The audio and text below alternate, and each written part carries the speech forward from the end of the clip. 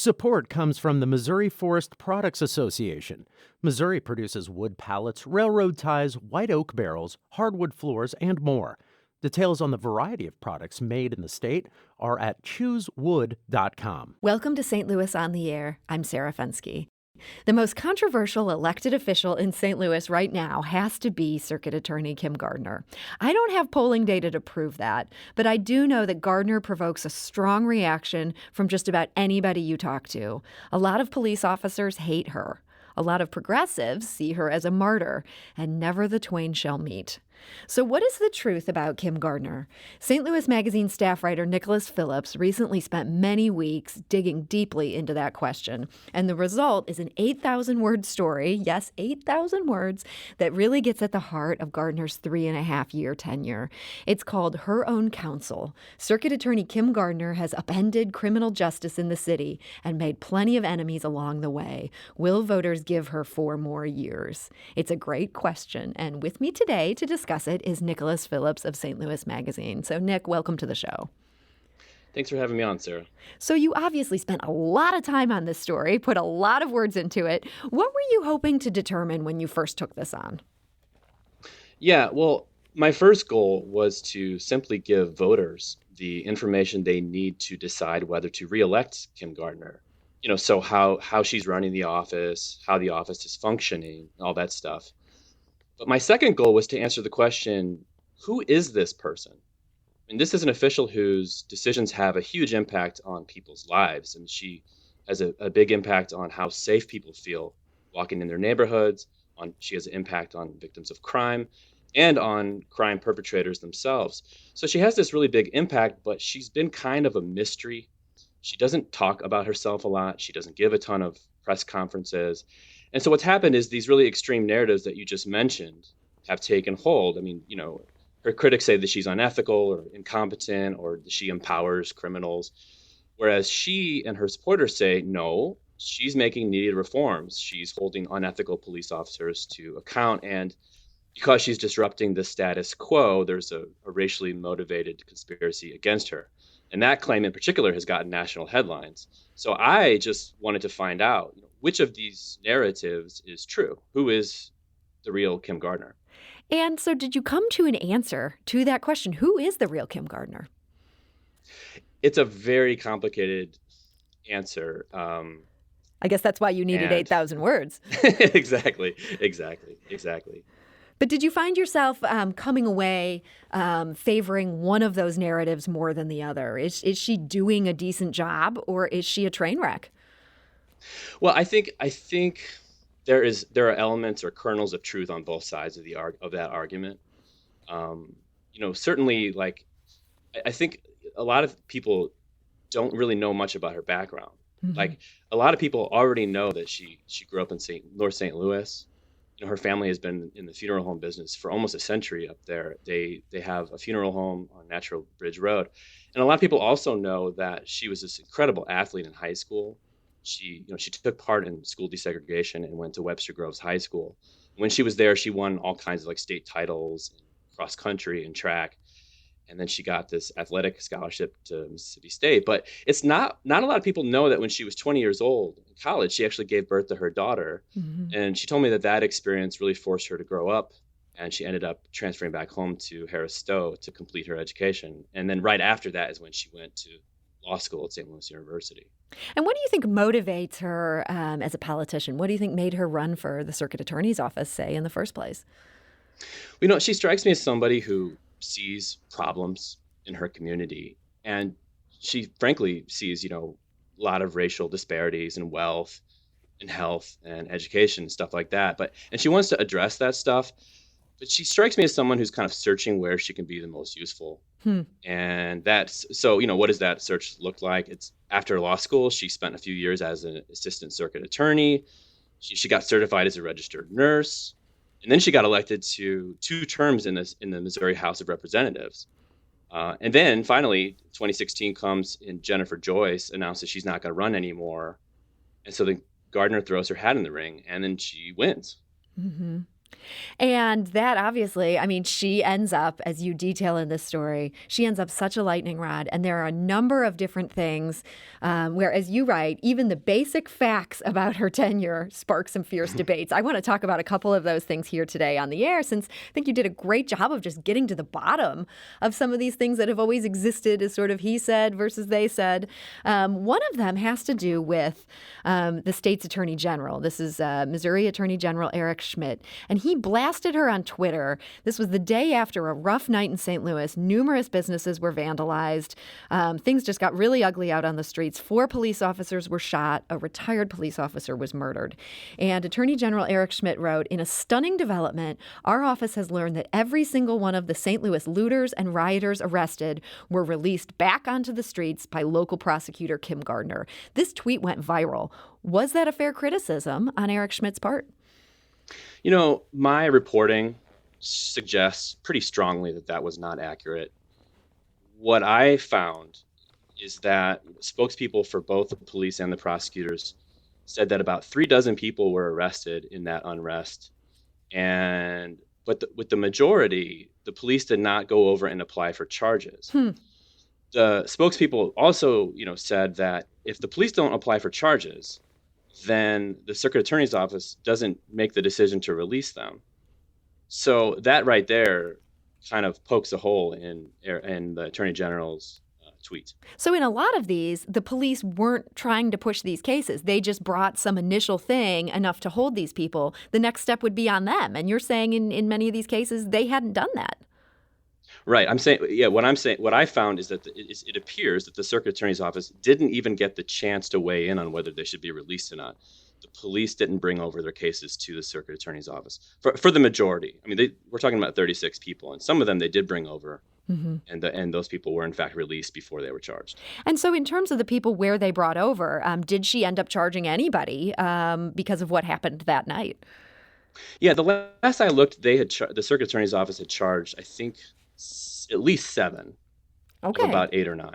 So when Eric Schmidt is saying, our office has learned that every single one of the St. Louis looters and rioters have been released back into the streets, if you're taking the long view of what happened that night, that is not the case.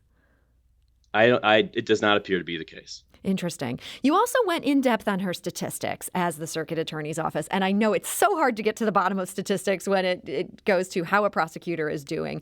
But you really did your best to try to get to the bottom of this. What did you find out about her trial conviction rate? Oh, yeah. Well, the trial conviction rate for Kim Gardner is a little bit lower than it was under the last 3 years of the Jennifer Joyce administration. But I should point out that is really a small slice of what's actually happening. A lot of people think that criminal cases get resolved at trial, but really only a small sliver actually do. So, but what that does sort of show is it's kind of a window into the health of the office, and so Kim Gardner's trial conviction rate is a little bit lower. I think it was in the low 50s, if I recall, whereas Jennifer Joyce's was in, I think 70 or 71%. Okay. So she's not winning as many cases at trial. But what about overall convictions? You make a pretty good argument in your story that this is maybe the more important statistic to be looking at. I think it is more important. So the most interesting stat I got was that difference in convictions. So if you look at the last 6 years, the level of reported crime is really not that different. It's down just a little bit under Circuit Attorney Gardner versus her predecessor. Yeah. But in Jennifer Joyce's last 3 years, I think she got maybe 11,000 convictions, whereas in Kim Gardner's first 3 years, she got about 7,500.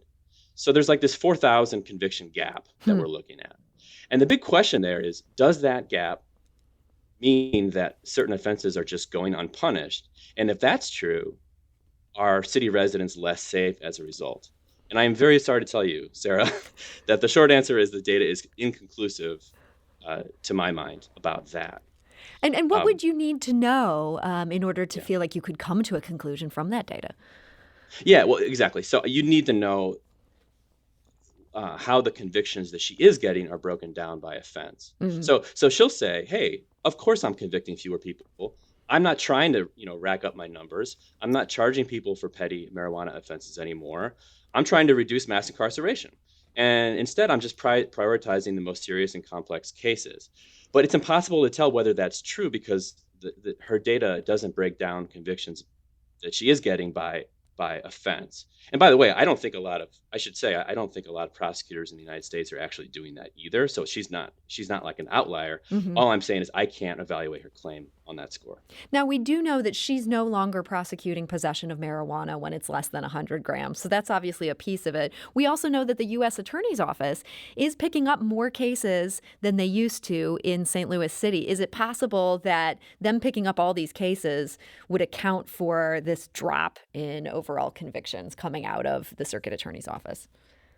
No, according to the math I've seen, that does not bridge the gap. I mean, I think Jeff Jensen's office, the U.S. Attorney, I think they're handling like maybe 14 or 1,500 criminal defendants now, whereas before under Jennifer Joyce they were handling maybe 900. And so it just doesn't the math, the numbers there just don't bridge the gap. So that is not a full explanation. So there's still a significant discrepancy between what was done in the final 3 years of her predecessor versus what she's doing here in the 3 years she's been in office. And again, I do want to emphasize, I'm not sure whether this gap is a bad thing or a good thing. That's something that we all should be concerned about and think about and explore. But I just didn't have the tools to get at that. I want to throw another question at you. This one comes from Twitter. It comes from Tom. And he asks, why does the Circuit Attorney's Office have so few prosecutors remaining compared to when Gardner took over? There has been a lot of talk about turnover in her office. How bad is the turnover problem based on what you were able to find out? Well, so I found you have to, you have some perspective on this. So when Jennifer Joyce earned her second term, she came in and she changed the structure of that office. And a lot of people didn't like it and they left. So I think in the first 3 years after she did that, Jennifer Joyce did that, I think she lost like 88 people. In Kim Gardner's first 3 years, she's lost 125 at least.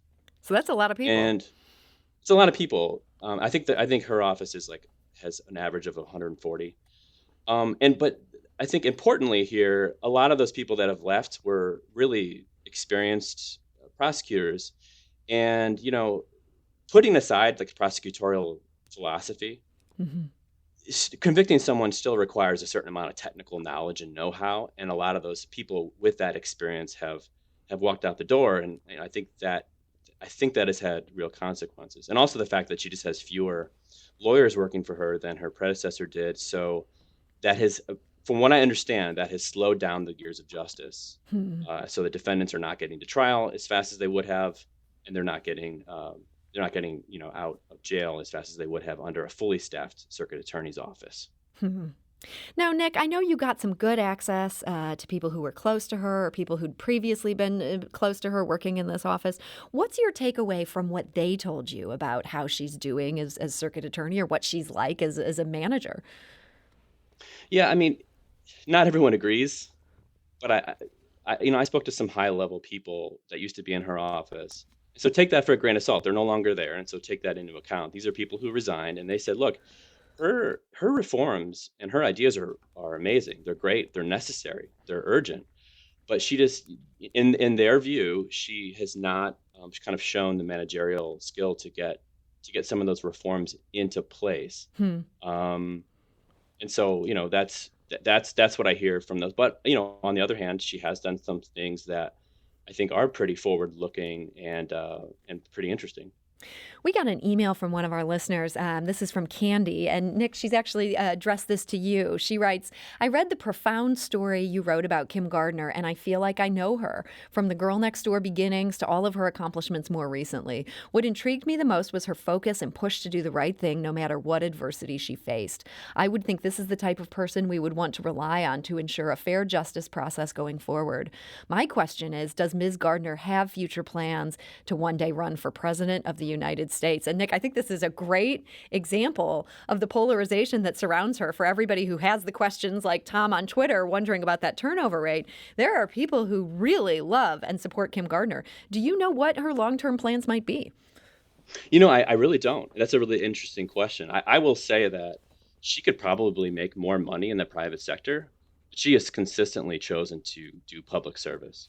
So I would imagine that after no one stays circuit attorney forever, whether you just leave or whether you're voted out. And so I would imagine that, she would run for some kind of other office after her tenure at the circuit attorney's office is over. Now, right now, she's running for re-election. She has an opponent who previously was very experienced in the prosecutor's office. That's Mary Pat Carl, who has also been on this show before. What kind of case is Kim Gardner making, Nick, for her re-election? I think it's I want to continue what I'm already doing. Obviously, I think she's probably making the case. It seems that she's making the case that, hey, obviously I've struck a nerve with the old guard and the establishment because they're so against me.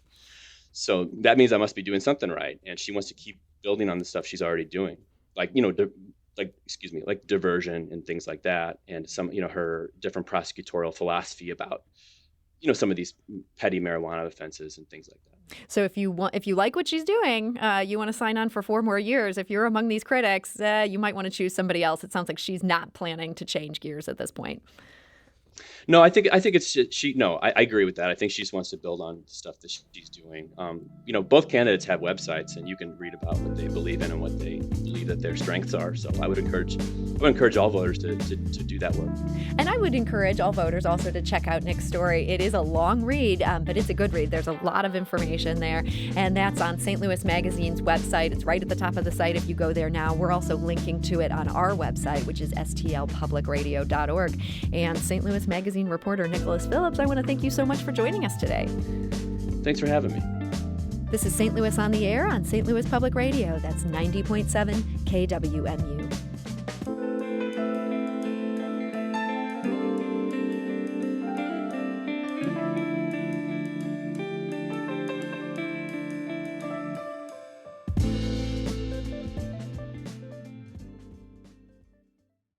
Support comes from the Missouri Forest Products Association, providing more than 41,000 jobs in the production of wood pallets, railroad ties, white oak barrels, hardwood floors, and more.